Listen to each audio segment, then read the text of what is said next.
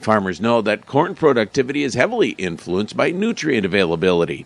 The University of Minnesota Extension has recently updated their recommendations for nitrogen applications based on data from the past several growing seasons.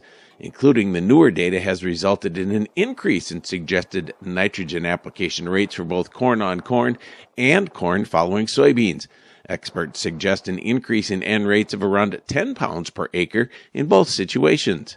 So with some of the conditions we've had, I expected maybe the dry conditions, things might have been a little bit more stable, but we've seen some steady creep. So that's one of the things, I guess, to look at if you haven't. But, for most people, I think where they're at already, they're probably a little bit on the upper end of kind of our recommendation window, that it's probably not going to affect them all that much with the nitrogen side. I think the main thing this will be will be supply and price coming up. Particularly since they've been getting just varied reports in terms of some growers being able to get prices, especially for spring right now, because I don't think a lot of the retailers are looking at, trying to go that far out because of some of the uncertainty they have in terms of some of their pricing.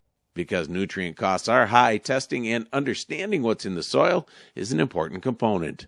The main thing I would really suggest is if you are soil testing, it's a good time to start using some of that data, and there's some areas that you can be a little lean on the phos side, especially if you've been managing things with a removal-based strategy and you're already kind of at what we deem to be the critical level, or at the point at which yield should not be affected if you even cut out some of the phos. So, if you're at that point, you've got more flexibility.